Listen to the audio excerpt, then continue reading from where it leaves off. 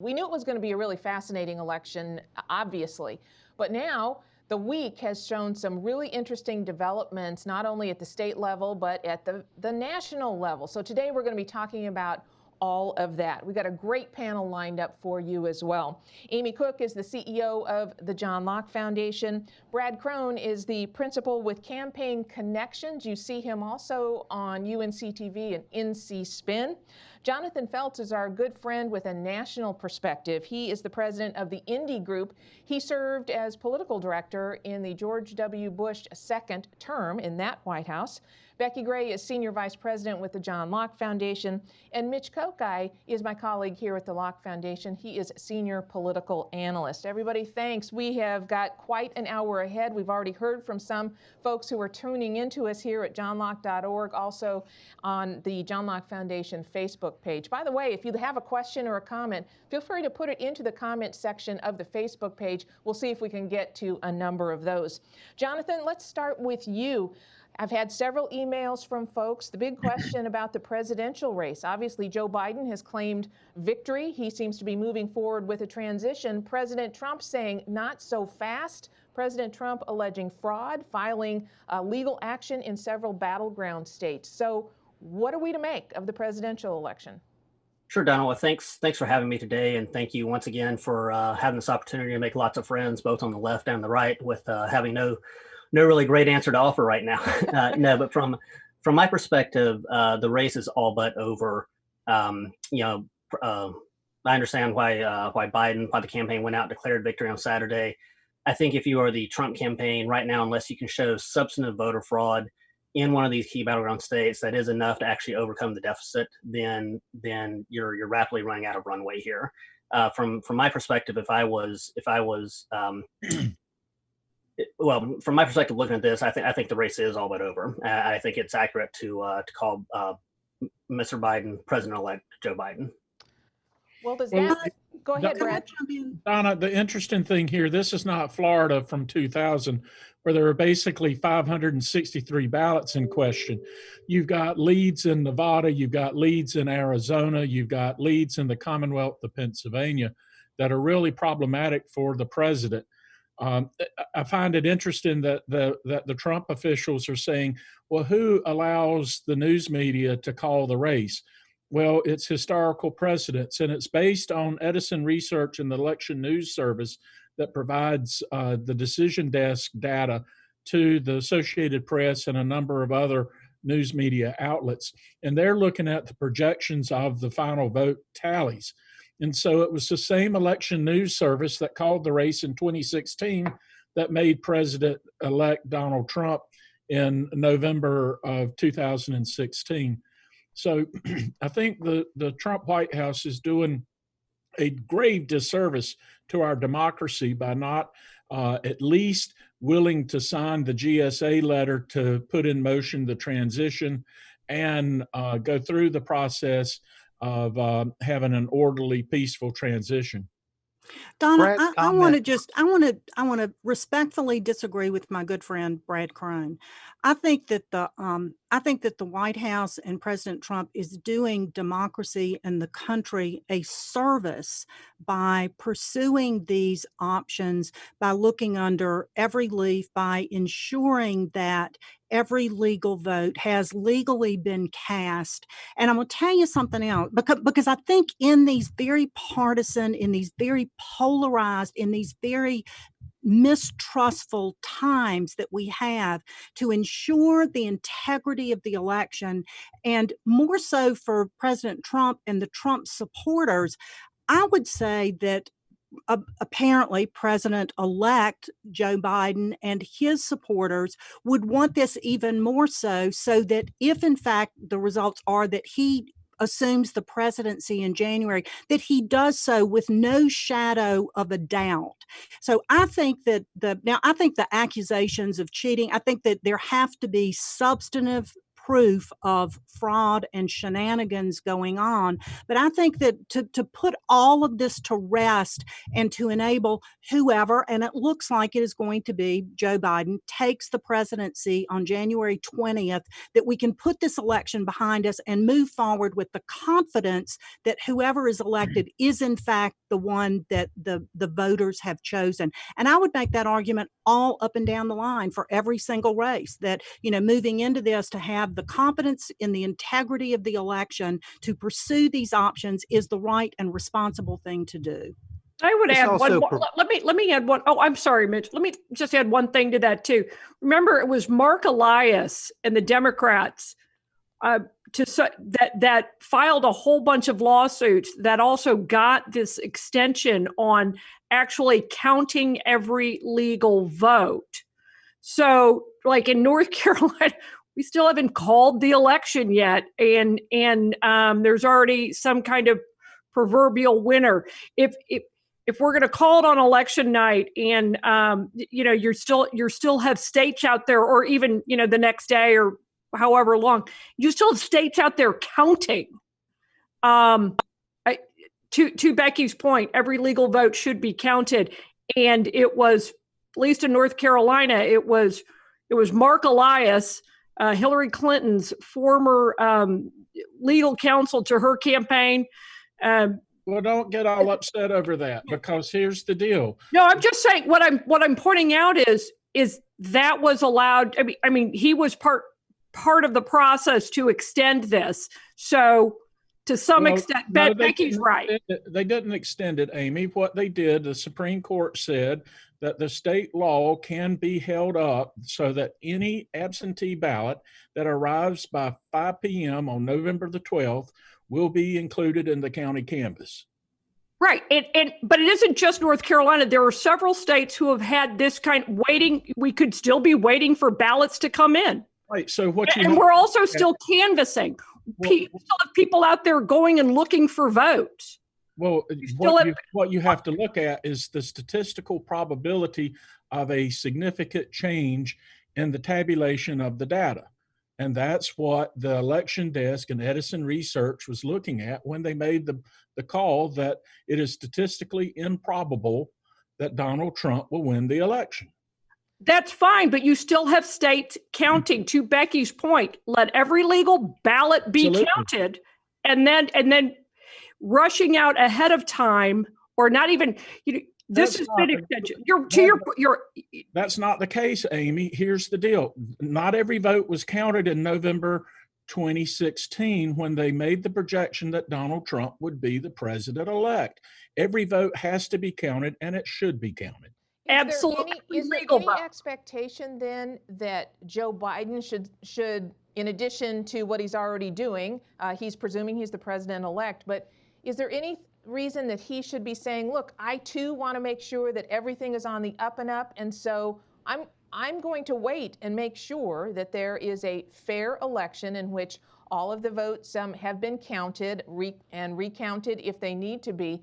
Is there any situation where Joe Biden needs to be part of this conversation rather than simply moving forward? Well, I think both things can happen at the same time, Donna. Basically, Joe Biden could say, I want all the votes counted, and because it looks as if I'm going to win, I need to start making the preparations for being the next president. You don't want a situation where you're going to have a new president take office and they've only had a couple of weeks to prepare. Anytime there's a transition in power, it's going to take a while. And so Biden, presuming that he has won, is within his rights to make preparations for a new administration.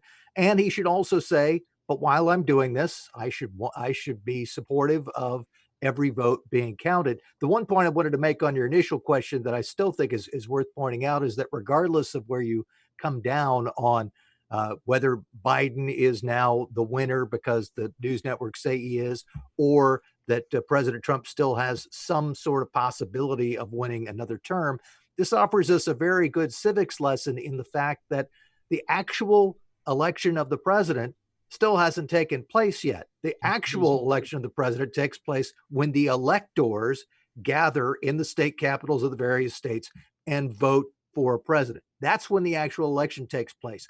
all of this about election night calls or the call within the next day, that's all part of the informal process that has come about because people have expected to learn on election night based on the returns who the winner is. The winner isn't really determined at a state level until the elections are certified, which in North Carolina still hasn't happened and won't happen until later this month. And it really doesn't become official until the electors cast their ballots, which will be in the new year, or actually in December. Now, here in North Carolina, of course, we have not yet had a declaration of who won the state, even though at this point President Trump is ahead by, I believe, about 75,000 votes. But also, we don't have a call in the North Carolina Senate race, I mean the U.S. Senate race between primarily Thom Tillis and Cal Cunningham, even though Thom Tillis has about a 95,000 vote lead.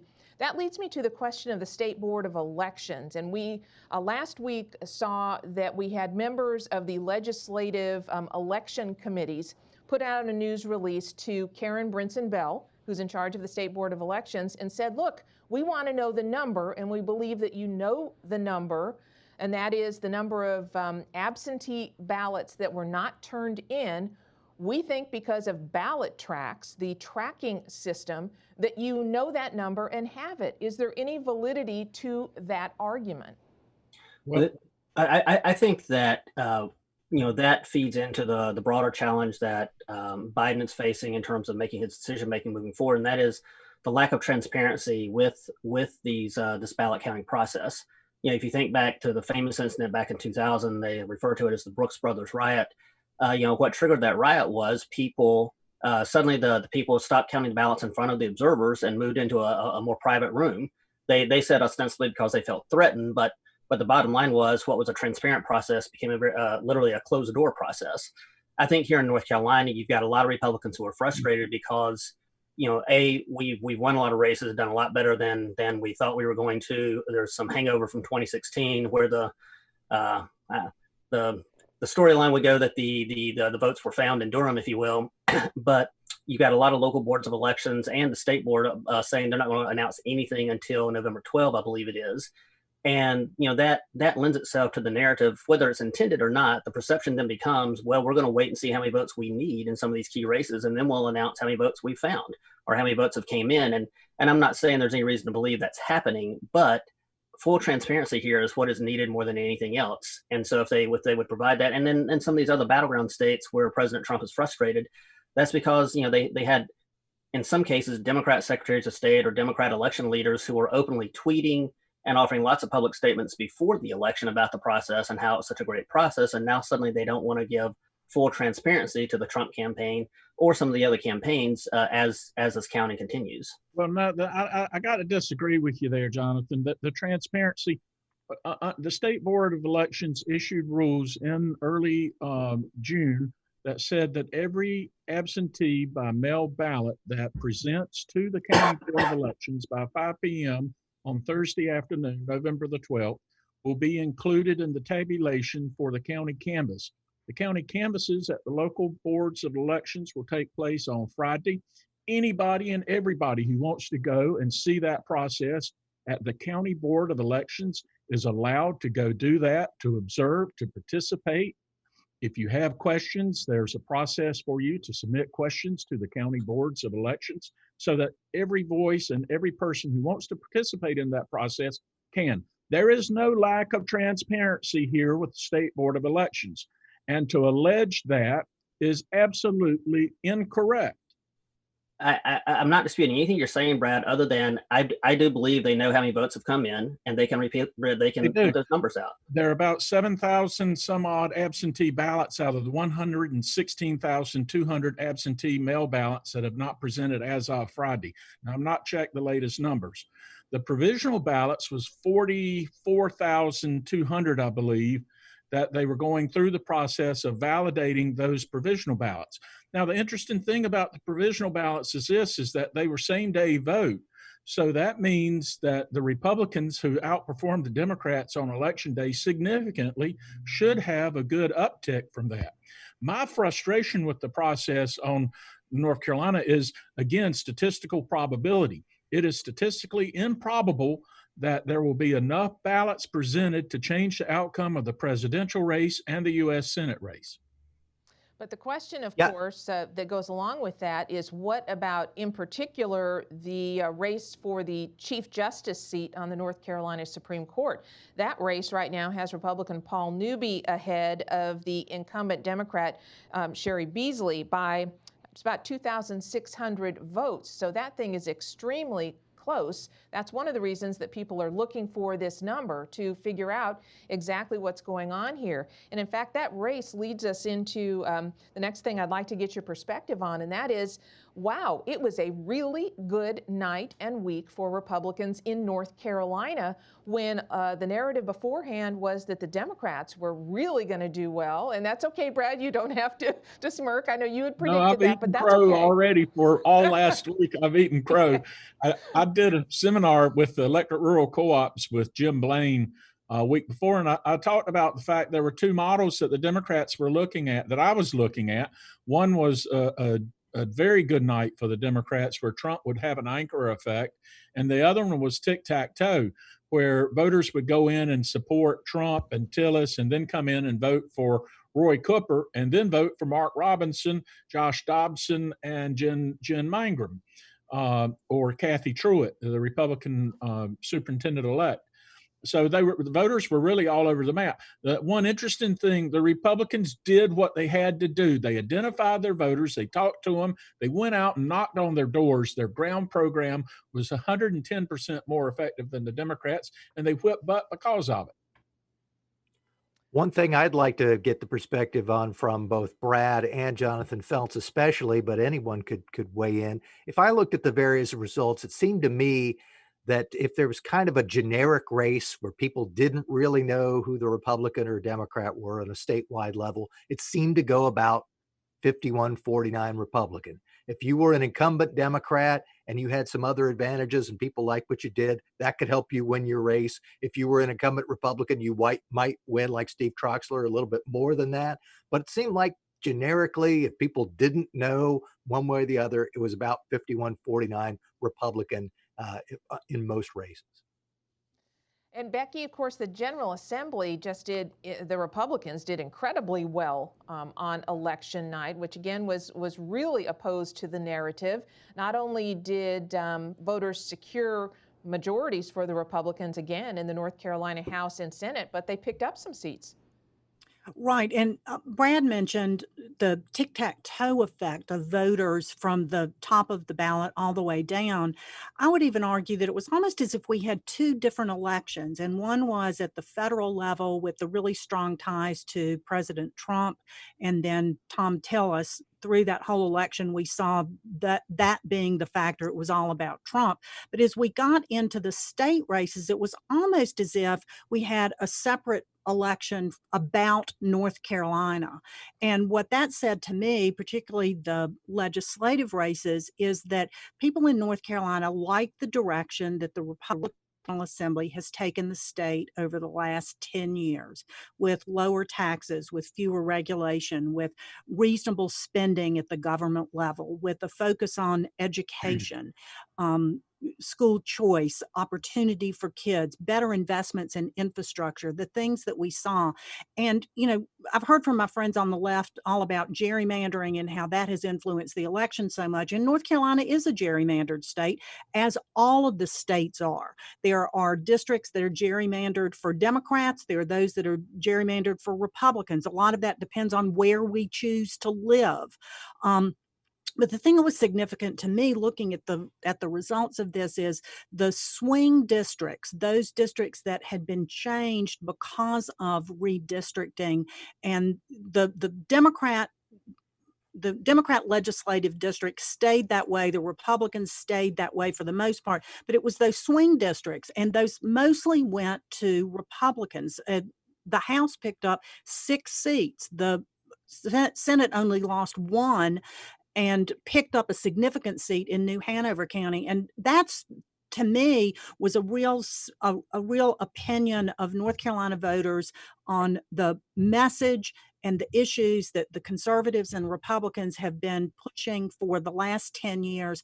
And the message there is, I think that's what North Carolina voters want. That's what North Carolinians want. And that's the direction that we're going to see things. And as we move forward, if those Democratic members of the General Assembly continue to ignore the wishes and the needs of their constituents and side with the governor no matter what to toe the party line, I think that there's a political price to pay for that. There are two races that vindicate that. The John Zoka race, House District 45 in Cumberland County, and the Sidney Batch contest against Aaron Perry in House District 37. Becky, you're absolutely correct. When you look statistically, House District 45 is probably a lean Democrat, maybe 1 or 2 points. But Zoka went in there and did what he had to do. And again, the field operation was tremendous. In House District 37, no one ever gave Aaron Perry, I think, a real shot. Charles Hellwig went in, ran a ground campaign starting in July, and pulled out a 3,000 vote margin there because he went out, identified the voters he had to talk to, and he won the election. I agree with you clearly. And delivered a message that it delivered a message that resonate with voters: lower taxes, individual choices in education, reasonable government spending. So I think the issues were clearly the thing that swayed voters. And we've seen that we're still getting the fundraising reports in, and in those districts, in most of these, John Zoka's district, he was way outspent by his Democratic opponent. So I think, again, it really didn't even matter how much the money was. It was the message that prevailed. And, I want to say this too about those two races, especially the Sidney Batch, Aaron Perret. We kept hearing COVID was the issue. COVID was the issue. And of course it was. It's dominated. It's been the issue. But I think the mistake in some cases that candidates made on the left was that assuming it had to do with things like social distancing and mask wearing and all of that. And, yes, to some extent, but you get into some of these private Facebook groups, and I'm telling you, those women, those moms, those suburban moms were angry that their kids weren't in school. And they were angry that they couldn't go to the gym. Now, I'm not saying they weren't worried about COVID. They just knew that they could keep their kids safe and be in school. They could go to gyms and be safe and do these things responsibly. So I think there was a nuance on the messaging that, for instance, especially Aaron Perret was able to take advantage of. Well, they all were, but in fact, I said this too on a BBC interview that I did. They said, okay, so what should we watch for? And I said, I think you're going to have to watch for suburban women. I don't think they're going to go heavy to the Democrats the way they did in 2018 because of that whole Trump effect, that this year COVID is doing something a little bit different. Yes, they're worried about it, but they're more worried about their kids not being in school and their gym not being open. I just think it was a nuance that was often missed. I'm also wondering about the issue of protests and what we saw happening, for example, in downtown Raleigh. We saw it in other places in our state and around the country. And I thought it was fascinating that Thomas Mills, who is also a Democratic political consultant, he runs politicsnc.com, in his initial reaction to election results, he wrote this, and I'd like to read it to you and get the panel's reaction. He wrote, "Despite what progressives believe, their protests do as much to fire up the opposition as they do to rally support.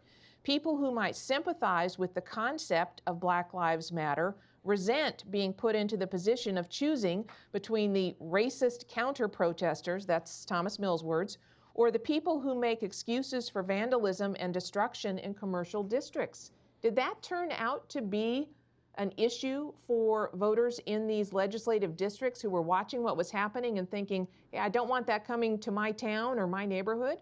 I think that's absolutely an issue. Everyone's trying to oversimplify everything, not on this panel, of course, but just, people want to say Democrats are trying to sell a message that, hey, this is just a function of the Trump coattails. Trump had a huge turnout going on, and that's what made the difference here. Others want to say that it was, a total reaction, just completely against the protest, following, supporting the law and order message.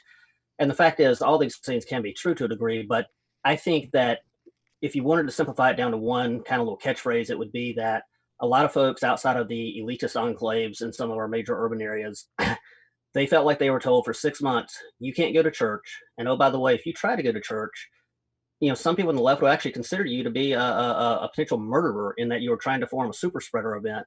And yet these same people that had been lecturing people for months and months and months about COVID and how you couldn't go to church because of COVID, they couldn't say a single thing in terms of, hey, major riots, major protests, whether they be in downtown Raleigh or uptown Charlotte or wherever they might be, those can be super spreader events. Just like a Donald Trump rally, there could be potential for COVID spread at one of those rallies.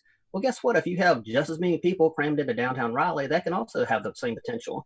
And when people were ignoring that for political gain, it seemed like that, I think it really resonated and really caused a lot of blowback with a lot of folks. And to be clear, I think COVID needs to be taken very seriously. I've got two parents with pre-existing conditions. My wife and I are constantly, juggling our schedules so as to make sure someone is in the clear, so to speak, to be able to help out if we need to do that. Her mom has a pre-existing condition as well. And so I take it very seriously. But again, the fact that, Roy Cooper just constantly lecturing and hectoring people on, in effect, his whole campaign was Dan Force is too ignorant to understand COVID, and therefore people that support him are too. People resented that when he couldn't bring himself to say, hey, major protest, major gatherings, even if you're supporting a Democrat or Democrat principles, that can still be bad from a COVID perspective. And I think you saw a lot of reaction to that on election day. Brad, do you think that the protests hurt the Democrats? Oh no, clearly, I think the issue of law and order had a direct impact, especially in the early part of the summer, and it really resonated with rural voters, in particular east of 95 and west of 77. And Jonathan's absolutely correct. You go through, Jim Blaine issued a map last night from the differentiators on Twitter, looking at the performance of Republican votes in rural North Carolina, and they actually improved voter turnout from 2016 models, and that was a significant bump. It was a huge tidal wave for the president, and it helped him here in North Carolina, and it propelled Senator Tillis forward as well. Donna, I want to jump into, I think, 2 points on this. I think that the safety and security of families and businesses and communities was clearly an issue that rose closer to the top in this election than we've seen before.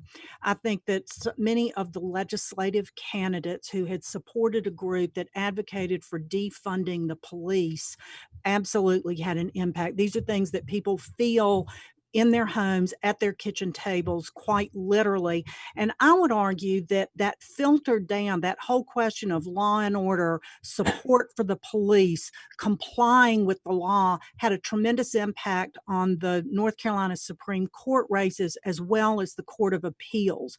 People had seen that. They had seen the police ordered to step back. They had seen the destruction in downtown Raleigh. Still to this day, downtown Raleigh is boarded up.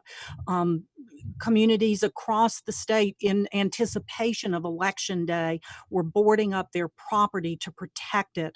And I think that whole question of law and order had an impact on, again, those judicial races that we saw. To follow up on what Becky just said and an earlier point she made, she suggested that perhaps this sends a message to Democrats in the legislature about what they should do moving forward, whether they'll be in lockstep with Governor Roy Cooper or take another position that might be more in line with their constituents. Well, if you look at the districts and the way that they're set out now, many of those Democrats are in districts that are going to be in lockstep with Governor Roy Cooper. The point is that there are these handful of swing districts, and that's where people need to be very well attuned to the messages that are coming from the people in their communities and not just sticking with their party regardless of where the party stands. And I think that's going to be interesting moving forward, because a lot of the people who are going to be Democrats in the General Assembly in 2021 are going to be in heavily Democratic districts, and they're not going to be worried about some of these issues that could swing an election one way or the other, because they're going to get reelected regardless.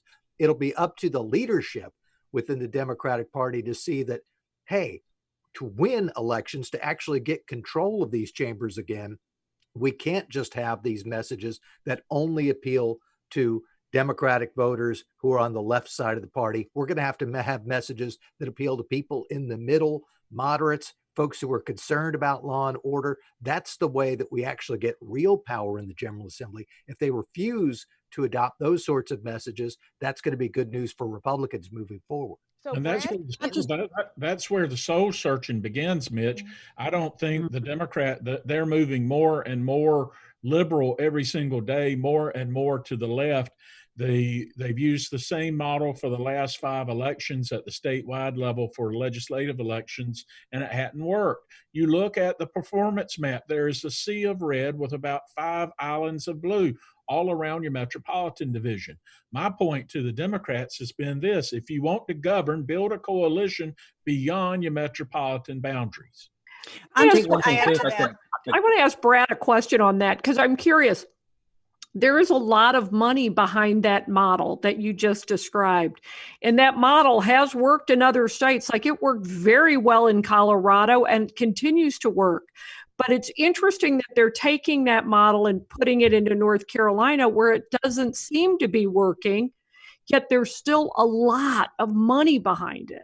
So I talked to a huge Democratic donor late last week who had invested in Act Blue into some of these legislative races, Amy, that you were talking about. And you're absolutely correct. The donor base is sitting there saying, where's the return on investment?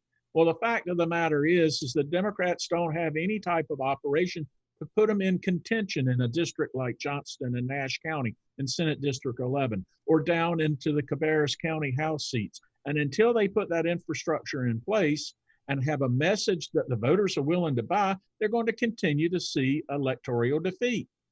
I think Brad, I agree with you. I'm sorry.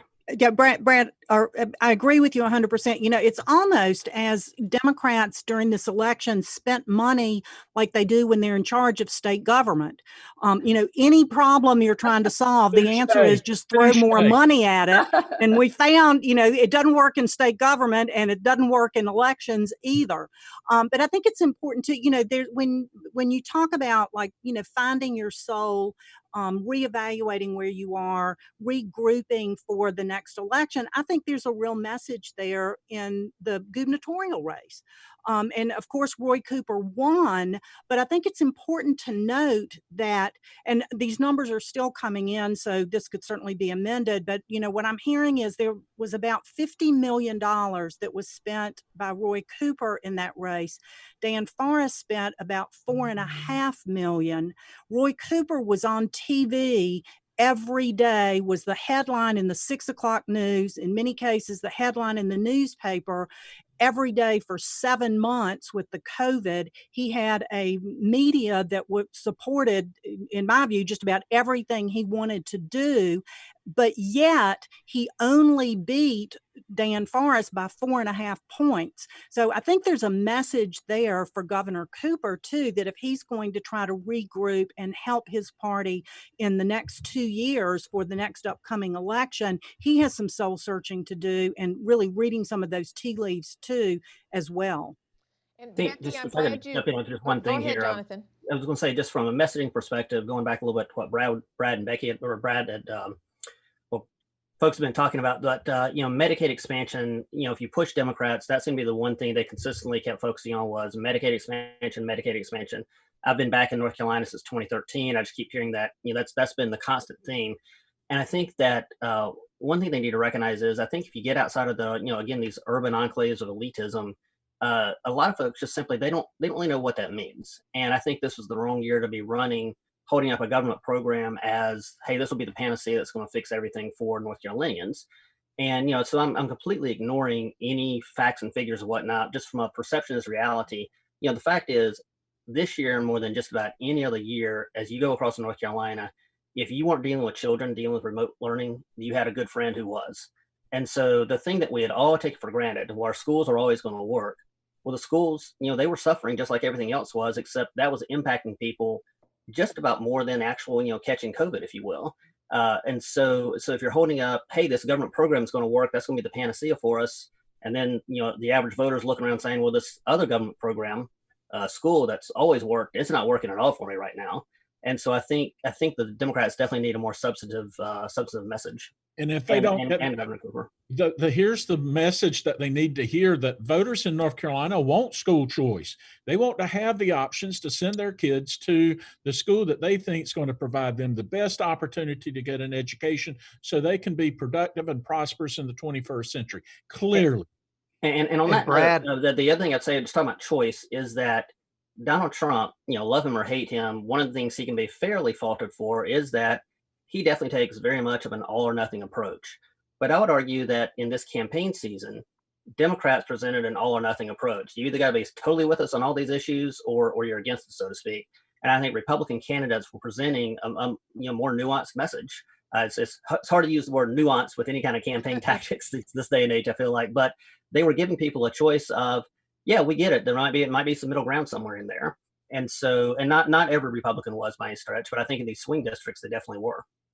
What about social and cultural issues? Is that playing any role into that? I mean, it seems that we're now living in the time of being woke, that has become really the conversation for the left. And to the point of talking about how you have to be able to appeal to more people than just people who are living in an urban core. If you're a Democrat and you're trying to win a race, is that something, cultural issues, that both parties should be taking a look at here versus economic issues solely? Well, I think both parties have to be aware of where people stand who are the persuadable middle. I mean, if you are among the woke and you're running in a Durham district or in an Orange County district or in Asheville, fine, you kind of need to be. If you're trying to run as a Democrat in a rural county and you're talking about some of these woke or social justice warrior type messages, it's not going to play as well. I mean, look at the race for ag commissioner. You had Steve Troxler, farm guy who's for farms. He's running against someone who was focusing on very interesting but not really agricultural issues that seem to be very much on the left end of the Democratic Party spectrum, and who was the top vote getter in this Council of State races, Steve Troxler. Partly because he's an incumbent and people like him, but also partly because that other message doesn't resonate. And I think there are large swaths of North Carolina where those types of messages don't resonate. Mitch, I think you're exactly right. And let's just be honest. I mean, North Carolinians are not ready to be woke. We don't take this stuff from Nancy Pelosi and San Francisco, and we're not taking policy recommendations from Portland. We are regular folks, and like you said, Steve Troxler was the largest vote getter in the state, and what that tells me is, as North Carolinians, we love a guy on a tractor, and so all these cultural woke questions that come up, we don't get it. We're not ready to get it. We just want our kids to be educated. We want to keep more of our money. We want the roads and bridges so we can get to the beach on the weekend or enjoy the mountains on the weekend. Leave us alone and let us do our thing. And I'm proud of that. Becky, tell us what you really think. That's why I am a proud North Carolinian. I love having you as a panelist. But here's the thing, though. We know this is an attractive state. We've got all sorts of people wanting to move here. Maybe they're moving here to retire. Maybe they're moving here for a great job because we have had so many years of economic growth here. But as some of those people move in, they are bringing more Democratic/progressive politics with them. And they are starting to change at least some of North Carolina. So does that mean, Brad, that the Democrats should be hopeful for what they see in terms of immigration and population growth, or should they be fearful because they did so poorly in a year that they thought everything was on their side? I think they need to have people running the campaigns who understand the state, not necessarily bringing in a bunch of 25-year-old young people who've never set foot in the state. And an example of that was Scott Brewer, who was a state rep, got defeated down in Rockingham and Richmond and Montgomery counties. His campaign manager showed up for work and said, called and asked, where do you want me for you to meet me? He said, well, meet me at the office, campaign headquarters on Main Street in Rockingham. So a couple hours later, the young man calls back and says, I'm in Reidsville. What was the address again? He was over in Rockingham County. So you got to have people who know the state of North Carolina. Now I'll go back to what Becky said. You know, our motto is esse quam videri, to be rather than to seem. And Democrats have got to start learning that pro-left agenda is not going to move the voters in North Carolina. If Democrats want to compete, they've got to have a message where the centrist moderate voters, the unaffiliated persuadable voters have an opportunity to support them and to build out a base of support to build out a winning campaign. And Brad, they've got to listen. I think they've got to learn to listen to their voters, to their constituents, and not listen to out-of-state political consultants who are taking national trends and trying to impose them here in North Carolina, or pledging allegiance to a statewide effort, whatever that may be. I mean, Right. the thing that we saw all this session of the veto after veto after veto, and the members upheld that veto because they were told they had to toe the party line. That's extremely important, Becky, because an example of that is Medicaid expansion. Right. How many times have they been told at the ballot box, we're not going to expand Medicaid in the state of North Carolina? And they are unwilling to come to the table and say, let's sit down and look at Dr. Murphy's plan and the hospital administrator Lambeth. from Winston-Salem, Lambeth. to look at the Carolina Cares package. If you want to provide affordable health care insurance coverage for working families in North Carolina, then sit there and compromise and work with them to find some type of measure that will help people, rather than sitting around saying, no, we're going to argue with you all day long. That's Right. not helping anybody. Yeah, let's try to solve the problems rather than having one political agenda pushed down your throat or not. And I think that was reflected in the results that we saw last Tuesday night. I think that's one of the big challenges of the woke culture. Sorry, Mitch, go ahead. I was just going to say that Brad would have an interesting comment on this, but in the past, when people have asked me why, unlike most of the other southern states, did North Carolina continue to be led by Democrats for so many years, my shorthand was Jim Hunt. And that was shorthand for the idea that North Carolina Democrats were very business friendly, still realized that there were a lot of culturally conservative people who might go along with them on size of government, spending on various government programs, pre-K, things like that. But they weren't ready to be San Francisco liberals or New York liberals. And that's something that seems to have disappeared a bit from the Democratic Party in recent years. No, I agree 100%. Jonathan, you wanted to say something about woke culture? Well, I was going to say I think it's a good lesson for the left and the right. But one of the frustrations I think that a lot of folks in the middle feel about a woke culture is the demand for instant acquiescence. There's very little education effort. It's suddenly just boom, here we are. This is what we think. You need to agree with us right now. And like I said, and I think it's getting a lot more press on the left right now. But I think that happens both on the left and the right. And I think all political candidates need to be aware of that, make sure they're not, it comes across as very condescending, in my opinion. But it also gets back to the point of, campaigns are now 24/7. They never really go dormant. And so it's really critical that if you're a politician, you need, or any sort of leader, you need to be constantly messaging what your message is throughout the process. You might need to start small and then work up to a much bigger end goal and whatnot. And so many times here in North Carolina, we think everything can be fixed with, the last 30 days of the election, when we drop our mail, put up our digital, things like that, or we'll show up, work things out behind closed doors at a General Assembly meeting, and then it all gets taken care of. And so I think voters are demanding more and more accountability, and they want more and more answers, not just a simple, telling the voter how they need to think from the very get-go. Jonathan, that's a great point. And I don't know whether anybody else would agree with this or not, but I saw that illustrated the other night when President-elect presumably Joe Biden and Kamala Harris gave their remarks to the American people. I found Kamala Harris's remarks to be very condescending and very divisive, and she pointed out all the reasons why they were right and everyone else was wrong. And I found Joe Biden's remarks to be much more unifying and bringing the country together and conciliatory to the American people. And my takeaway from that evening of watching those were, these are the two parts of the Democratic Party. And how are they going to come together? And what is the result going to be in the next election in 2 years and then in 4 years? And this is, we've gone from a divided country between Republicans and Democrats to a division within the Democratic leadership at the national level. And I think it filters all the way down to North Carolina. Those were my takeaways. And it speaks to the point that you were making.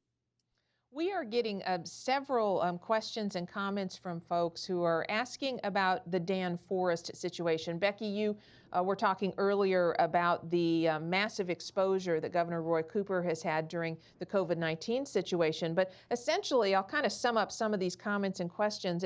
It's this. It appears that Donald Trump has won North Carolina, even though the state has not been called. It appears that Tom Tillis has won North Carolina, even though the Senate race has not been officially called. Why is it that Dan Forest lost? And also, when the legislature has gone Republican yet again, what was the Dan Forest problem? Well, I'll jump in and start that one if I could. I think one of the things that's really easy to overlook that I think the Forest campaign deserves a lot of credit for is they had built one of the strongest grassroots operations, certainly modern politics in North Carolina had seen. And they should get a lot of credit for the fact they really had to build that from the ground up. Jim Hunt, I feel like he was a comer dating back to his days at NC State. I mean, him getting lieutenant governor's office, he already had, I feel like, just great political abilities, if you will. You think about Jesse Helms, he had been doing color commentary for WRAL, for WPTF. He already had a bit of a name recognition before he started his political career. Dan Forest really started with nothing, despite the fact he was the son of a congresswoman, still, different last names. And so a lot of folks, even today, still don't realize that or anything like that. And so, but then that grassroots operation, I was really excited to see what it was going to do, because I do think in North Carolina, to some degree, we've become a little bit lazy with our political campaigns, where we're much more focused on mail, TV, and digital. And the fact is, from a consultant perspective, it's a lot easier to make profit off that than it is doing the grassroots stuff. The grassroots is a lot of hard work, and they had really built a strong foundation. Then, unfortunately, though, that got completely cut out from under them for about 3 or 4 months with COVID. I mean, there was a lot of grassroots activity, going back to like beginning in probably mid-August, I think it was. But a lot of the stuff that traditionally would be done with door knocks, I mean, with the Bush campaign going way back to 2004, we had door knocks going on, I think, from probably October of the year previous to the election. So for 13 months, we were actually doing door-to-door canvassing. And I think the Forest folks had a great machine put together to do that was cut out from under them. And unfortunately, when that got cut out from under them, it also really elevated the governor's platform. He had an even bigger platform advantage than what he was already going to have. And we saw that with Pat McCrory back in 2016, when, according to a lot of polling data, he was down by a considerable margin. And then he comes back and only loses by 10,000 votes, thanks in part to his work with the hurricane relief with, I believe it was Hurricane Matthew. Mm-hmm. And so I think those things really contributed to Forest, not winning. I will say too, I mean, he knew he was going to be outspent on the paid media side.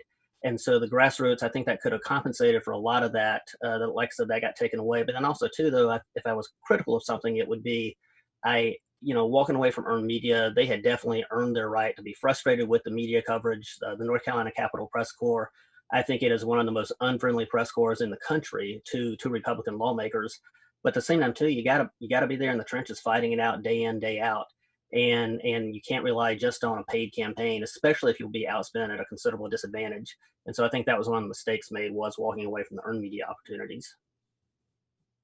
Any other thoughts on Dan Forest? Does he have a political future?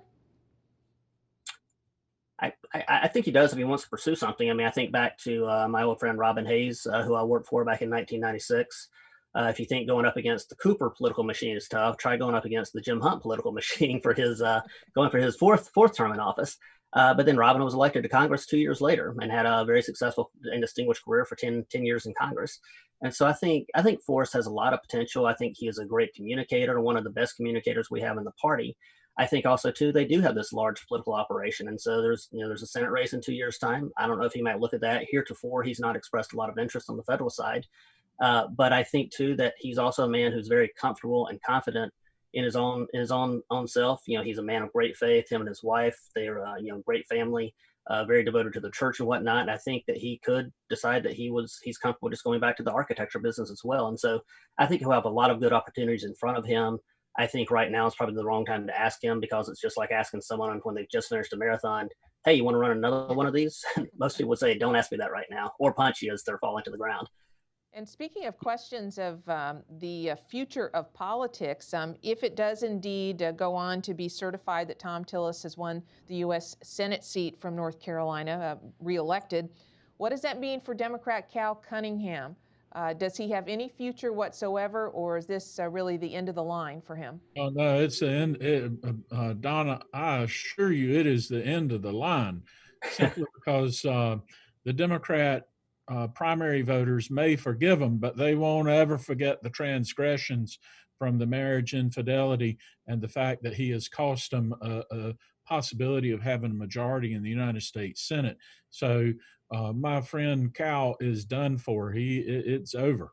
Well, and don't forget too, I mean, that investigation through the military is ongoing. And so, it's not just his political career over, but, some of these allegations, and of course, we don't know what will happen, but I mean, some of those do carry, penalties, including jail. So, I think Cal Cunningham's political concerns are probably the least of his worries right now. And Brad, I would say you mentioned the majority of the U.S. Senate, Brad. That takes us to the state of Georgia, where it appears Georgia and those two runoff races for the United States Senate will determine the fate of whether the Republicans retain control of the U.S. Senate or whether the Democrats end up having all three branches, assuming that Joe Biden, since he's declared victory, assuming that that goes forward and that the president's challenges do not reveal the fraud that he is alleging. So the state of Georgia and two runoffs. So what about Republicans there? Are they going to turn out? Are they going to be enthusiastic after it looks like they may have lost the presidential race, or are they going to duke it out to try to control the Senate? I think they'll duke it out, but I'll tell you, I think history tells us that the Republicans do a better job of turning out in a special election than the Democrats do. But Well, I also think that's going to be, if you think politics has been expensive in this election cycle, those two seats, the balance of power of the U.S. Senate, you could probably pave every highway in Atlanta with dollar bills, and there'll be so much money spent in those races. Yeah, and I agree with Brad. I think this is going to be, especially after Kamala Harris's comments, and if we assume that it's President-elect Biden, you have people out there saying they want lists of Trump supporters and stuff. Just make those into campaign ads. Well, and don't forget in that race, Stacey Abrams, who was the Democratic candidate for governor a couple of years ago. Yeah, she still has not conceded that race, by the way. She still hasn't conceded that race. But is criticizing President Trump every day that he hasn't conceded. But anyway, but she will be a real factor in that race too. And she has been a surrogate of Joe Biden's in many of these states. She is someone who has been mentioned as a high level position in his administration, and so she has an interest in helping to deliver those Georgia Senate races for personal reasons as well as political reasons. So that's somebody else. I mean, just to watch the influence and the money that she may be able to generate with her supporters that she had during her gubernatorial race down there in Georgia. I think Republicans are going to have a little bit of an easier message with this in terms of motivating their voters. But I think a few things to look out for. I mean, one is President Trump. There's always a chance he might pick up his football and go home. And maybe he's frustrated. Maybe he feels like Mitch McConnell and other senators have not done enough to support his campaign and now his cause for a potential recount and whatnot. So that would scare me a little bit if I was running one of those races. But I do think overall, Brad's right. Republicans do a better job. If you think back to Karen Handel, she actually beat John Ossoff, and I might be butchering his last name, but the Democrat nominee in one of the Senate races. He, got to fall upward there. Went from losing a House race to he's in the Senate campaign now. But that was one of the first ones. I think one of the first special elections after Trump was elected. And again, millions and millions of dollars spent just on a small House seat. If But the other thing I would also say is I don't have data in front of me, but I think in the South there is a tendency to support divided government a little bit more than in other parts of the country. And I think if you're looking at a Biden administration coming in, Pelosi still as Speaker, I think that's going to give Republicans an advantage as well. The idea of having, if the Senate majority is at stake, I think that might give Republicans an advantage too. Back to the notion of political futures, it's worth mentioning that over the past 50 years, until this election, the only people who could win more than one Senate election in North Carolina were Jesse Helms and Richard Burr. So Tom Tillis joins a very small group, and that bodes well for him. I mean, I don't know how much longer he wants to serve or if he's thinking about anything else, but he's had two very tight elections, but has the W in both cases. And speaking of historic, I want to make sure that we talk today about the historic election of a new lieutenant governor in North Carolina. Republican Mark Robinson appears to be the winner, not yet certified, but appears to be the winner of the lieutenant governor's seat. He is African American. It will be the first time in this state that we have an African American as lieutenant governor. So something that we hope every person, no matter of your politics, should be able to take notice of and say, wow, this is really something. Yeah, and to me, Donna, I'll mention it very briefly so other people have a chance to talk about this, but to me, it's going to be very interesting to see what sort of role does Mark Robinson want to play? Does he come in, and because the lieutenant governor doesn't really have a lot of real duties, chairs the Senate sessions, which doesn't really amount to a whole lot, and sits on the State Board of Education and some other boards, but mainly this is a job that's a stepping stone to something else. And does Mark Robinson decide that based on what has thrown him into the public arena, his passion and vehemence about some issues that are of importance to conservatives, does he become the main key conservative voice in North Carolina politics? He certainly has that opportunity. It'll be interesting to see if he wants to take that opportunity. Well, and I think he took steps last week, Mitch, to try and to bring resolution to some of the concerns that North Carolinians have voiced about some of his private Facebook posts that were critical, anti-Semitic, anti-homophobic, and very critical of some of the African-American Democrats. And he made the acknowledgement that those were private Facebook posts. And as lieutenant governor, he's going to serve all the people of North Carolina. So I'm going to take him at his word and give him an opportunity to prove to me otherwise, and give him a chance to get in there and see what he wants to make of that office. As we close out today, Jonathan, another comment? Well, I think one thing that's interesting about Mark Robinson is that he's got an everyman appeal that really is lacking with a lot of our statewide candidates. I mean, Steve Troxler has that, Del Follow has that, but I think Republican and Democrat alike, it's hard to beat him when he's talking on the stump, when he's talking to people. He is someone that my parents can relate to. He's someone that I think a lot of people across the country or across the state really can find really relatable. And so it'll be curious to see if he keeps that persona and how that's impacted by, the trappings of office, if you will. As we close out today, I'd really like to hear from each of you just briefly what you're hopeful about. We have seen such vitriol and controversy for a very long time now in politics. Is there any one thing, it doesn't have to be a person or an issue, but something that you've seen over the last week that makes you hopeful about where we're going? Let's start with Mitch. Well, I would say the thing about which I'm most hopeful is the fact that the Republic stands. I mean, we're having all kinds of debates about, did Joe Biden actually win? Is Donald Trump going to have a way to find some fraud? Regardless of all of those questions, we do have a process in place. We're going to have electors gather and elect a president. North Carolina government's going to continue to operate. The federal government's going to continue to operate. We're not like some other countries where the election goes the wrong way and everything falls apart. I think we're still a very deeply divided society, but this does not mean that we're going to have our constitutional structure crumble. It's going to remain in place, and we'll muddle through, and one day things will be on a better path. Becky, how about you? Yeah, Donna, I work at a think tank, as you know. I think that ideas are the most important thing in politics and in policy. And so I'm really hopeful that particularly here at the state level, that we will begin to focus again on the ideas and the policies that move North Carolinians forward.